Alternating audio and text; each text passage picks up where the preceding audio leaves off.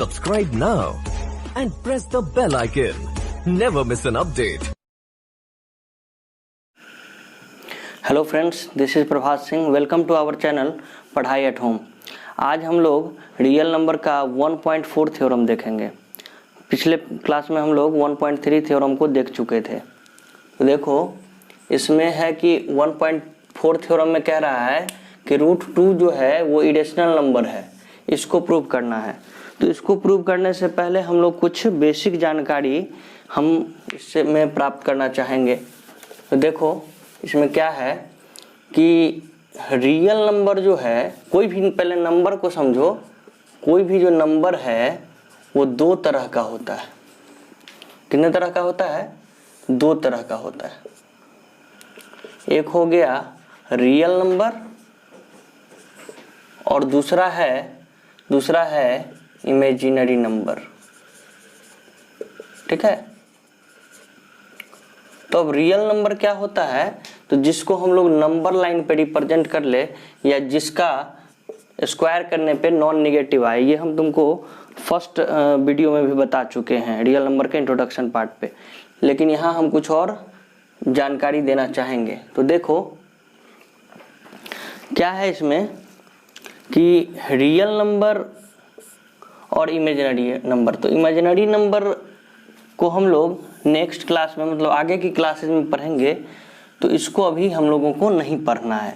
और दूसरी बात कि रियल नंबर मतलब तुम जितने भी नंबर अभी तक देखते आए हो वो सब का सब रियल नंबर है।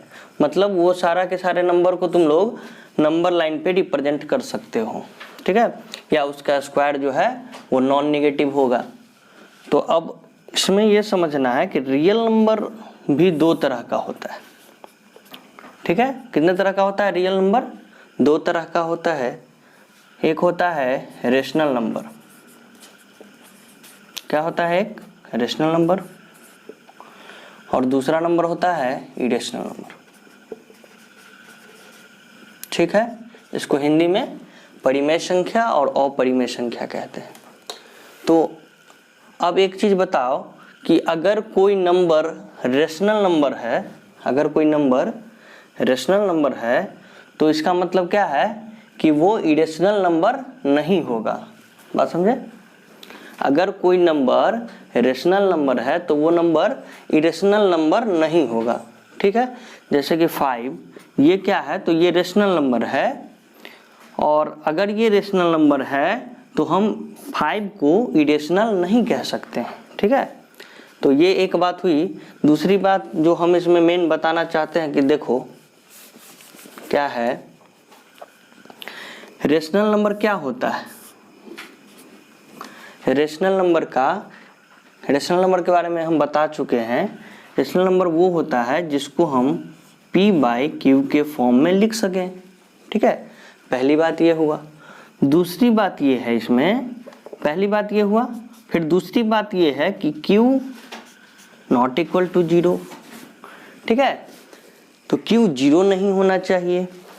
तीसरी बात, p and q are integers. मतलब p और q जो हैं वो क्या होने चाहिए? तो इंटीजर्स होने चाहिए। तभी वो क्या होगा? रेशनल नंबर होगा। ये बात। और इसमें एक और चौथी बात है जो बहुत ही इंटरेस्टिंग है कि p एंड q जो है, p and q are coprimes. ठीक है। क्या होने चाहिए? तो p और q जो है वो कोप्राइम नंबर होना चाहिए। यानी कि रेशनल नंबर होने के लिए 4 विशेषता हो गया कि एक तो हम उसको p/q के फॉर्म में लिख सकें, दूसरा कि नीचे वाला 0 नहीं होना चाहिए, और तीसरा कि दोनों इंटीजर होना चाहिए, और चौथी बात कि दोनों जो है वो कोप्राइम होना चाहिए। समझ गए? अब कोप्राइम क्या होता है तो इसको भी हम बता चुके हैं, लेकिन फिर भी समझो कि ऐसा नंबर जिसका HCF, मतलब ऐसा दो नंबर, ऐसा पेयर में नंबर जिसका HCF 1 हो। ठीक है। यानी कि केवल कॉमन फैक्टर उसमें 1 आए और कुछ भी ना आए, तो उसको हम कोप्राइम कहते हैं। तो ये बात हो गई। अब समझ लो इसका एग्जाम्पल। जैसे कि 1/2 एग्जाम्पल में देखो तो ये p बाई क्यू के फॉर्म में है तो हाँ है, नीचे 0 नहीं है तो नहीं है, ये दोनों इंटीजर्स हैं, दोनों इंटीजर्स हैं तो हाँ हैं, और ये दोनों को प्राइम है कि नहीं है, तो इस दोनों का तुम कॉमन फैक्टर देखोगे तो केवल 1 ही है, ठीक है, क्योंकि 1 और यहाँ पे क्या 1 इंटू 2 मतलब केवल दोनों में क्या है 1 है।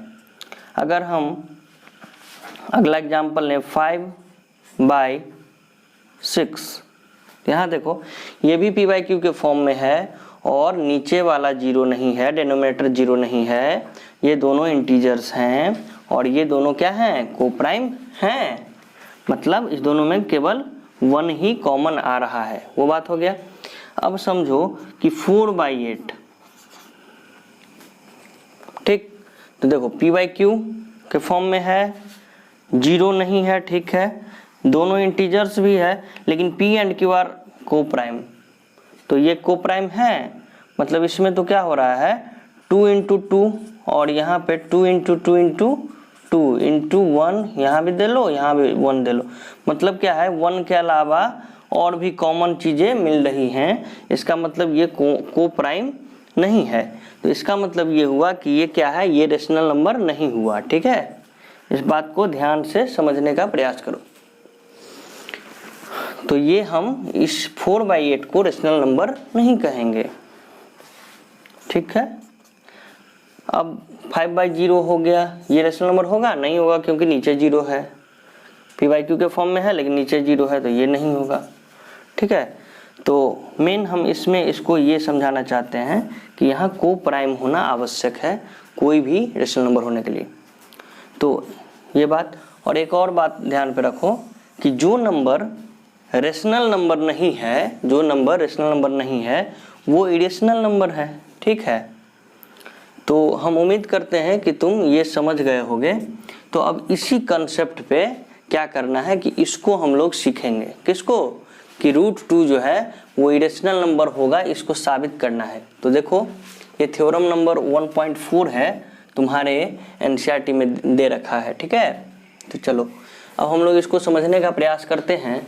देखो क्या कह रहा है कि √2 इज इरेशनल, ठीक है। तो √2 इज इरेशनल, तो साबित करना है ये चीज। तो लेट अस अज्यूम, हम लोग पहले ये मानेंगे कि √2 क्या है, रेशनल नंबर है, और बाद में इस बात को गलत साबित कर देंगे कि वो रेशनल नंबर नहीं है। मतलब √2 जब रेशनल नंबर नहीं होगा तो इसका मतलब क्या होगा, वो इरेशनल नंबर होगा। क्लियर है। तो देखो वही हम किए हैं कि √2 जो है वो क्या है, यहाँ पे रेशनल नंबर है। हम लोग एज्यूम किए हैं कंट्रेरी मतलब विरोधाभास में कि √2 क्या है, रेशनल नंबर है। √2 अगर रेशनल नंबर होगा तो हम लोग √2 को a/b के फॉर्म में लिख सकते हैं। a/b का मतलब क्या हुआ, वही p बाई क्यू, मतलब न्यूमरेटर और डिनोमिनेटर के फॉर्म में लिख सकते हैं। और अभी हम सीखे हैं रेशनल नंबर के बारे में कि ऐसे होता है कि ये दोनों जो है, ये दोनों न्यूमरेटर और डिनोमिनेटर ये क्या होता है, को प्राइम्स होता है। मतलब √2 अगर रेशनल नंबर है तो उसको हम p बाई क्यू के फॉर्म में लिखेंगे, नीचे 0 नहीं होगा और दोनों इंटीजर होगा, मतलब ऊपर नीचे दोनों इंटीजर होगा और दोनों जो है को प्राइम होगा, ठीक है। दोनों क्या होगा, को प्राइम होगा। तो अगर हम ये साबित कर देंगे यहाँ पे √2 जो है सो रेशनल नहीं है, यानी कि को प्राइम अगर नहीं होगा तो इसका मतलब क्या हो गया, वो रेशनल नहीं है। और जब रेशनल नहीं है तो क्या हो जाएगा कि वो इरेशनल हो जाएगा। समझ गए। चलो आगे बढ़ते हैं। तो √2 को हम लोग a/b के फॉर्म में लिख सकते हैं। अब देखो क्रॉस मल्टीप्लाई कर लो, क्रॉस मल्टीप्लाई होता है ना, तो √2 को b से मल्टीप्लाई कर लेंगे और 1 को a से, तो a हो जाएगा। यहाँ तक समझ में आ गया। अब देखो स्क्वायर कर लो दोनों ओर, स्क्वायरिंग बोथ साइड्स, तो हम लोग क्या पाते हैं कि √2b का स्क्वायर अगर करोगे, √2 समझो √2b का स्क्वायर अगर करते हैं तो इसका मतलब ये हुआ कि √2b गुना √2b, ठीक है। अब √2 और √2 को गुना करेंगे तो नीचे अंदर का गुना अंदर हो जाता है, मतलब √4 हो गया ये, और b इंटू बी का मतलब b², तो √4 का वैल्यू क्या होगा 2 होगा, तो 2b² आ गया यहाँ पे। देखो इसका स्क्वायर किए तो 2b², और a का स्क्वायर किए तो a² हो गया। अब अगर इस 2 को हम उसे ले जाना चाहें तो b² का मतलब क्या हो गया a²/2। समझ में आ रही है बात? b² के इक्वल में क्या हो गया a²/2। अब देखो अगर ऐसा है तो ये जो 2 है वो इसको क्या कर रहा है डिवाइड कर रहा है। किसको? इस a² को। बात समझ में आया? तो अब थ्योरम नंबर 1.3 क्या कहता है कि 2 जो है वो डिवाइड करेगा a को। तुम ऐसा पढ़े होगे, हम थ्योरम नंबर 1.3 में पढ़ाए थे कि कोई प्राइम नंबर अगर a² को डिवाइड करता है तो वही प्राइम नंबर a को भी डिवाइड करेगा। ठीक है, तो वही चीज़ हम यहाँ देख रहे हैं कि it follow that 2 divides a। अब है सो वी कैन राइट, हम लोग लिख सकते हैं a बराबर क्या लिख सकते हैं 2c, मतलब कि a का जो वैल्यू होगा वो कहीं ना कहीं क्या होगा 2 के मल्टीपल में होगा। अगर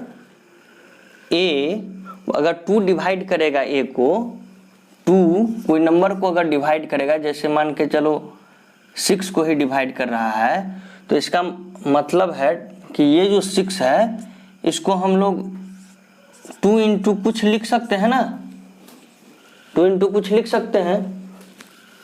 तो ये बात हो गई, तो वही हम लिखे हैं यहाँ पे a बराबर 2c for some integer c। समझ गए? अब substituting for a we get, अब देखो इस a का वैल्यू जो 2c है, a का वैल्यू क्या है 2c, तो ये वैल्यू हम इसमें डालते हैं। किसमें? इस वाले में डालते हैं। ठीक है, तो a की जगह 2c डालेंगे तो क्या हो जाएगा a की जगह 2c यहाँ डालो तो 2c का होल स्क्वायर क्या हो जाएगा 4c² होगा, और यहाँ 2b² का 2b² हो गया। बात समझ गए? इसका मतलब क्या है कि b² बराबर, अब ये उस साइड जाएगा तो 4c² डिवाइड बाई 2 हो जाएगा ना, तो 2 से फिर ये 4 कैंसिल हो गया, तो यानी कि b² का वैल्यू क्या आ गया 2c² है। ठीक, अब देखो इसका मतलब क्या हुआ, ये 2 जो है ये इस b को भी डिवाइड कर रहा है। 2 क्या कर रहा है डिवाइड b², ये जो b² था उसको भी डिवाइड कर रहा है, मतलब कि ये जो 2 है वो b को भी डिवाइड करेगा।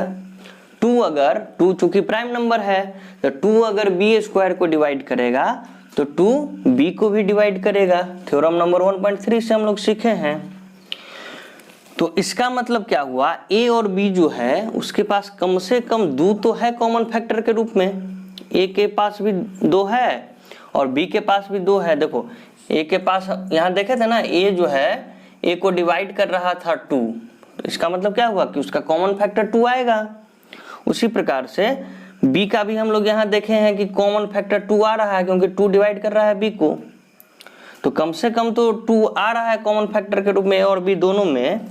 बट अब यहाँ समझो, लेकिन दिस कंट्राडिक्ट, ये जो विरोधाभास था, the fact that a and b have no common factor other than 1, ये जो हमारा विरोधाभास था कि a और b के पास कोई भी कॉमन फैक्टर 1 के अलावा नहीं होना चाहिए, यानी कि को प्राइम होना चाहिए, जो कि क्या हो रहा है यहाँ पे, ये कंट्राडिक्शन क्या हो रहा है, has risen because of our incorrect assumption, मतलब गलत साबित हो रहा है हमारा एजम्पशन।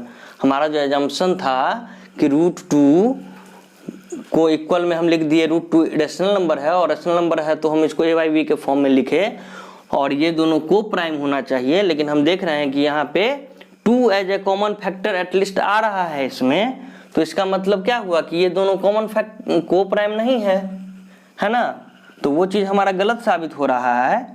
ठीक है ना, कि √2 जो है सो हम रेशनल नंबर माने हैं, ये हमारा गलत साबित हो रहा है।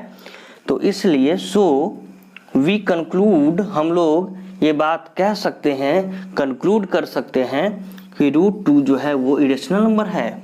समझ गए?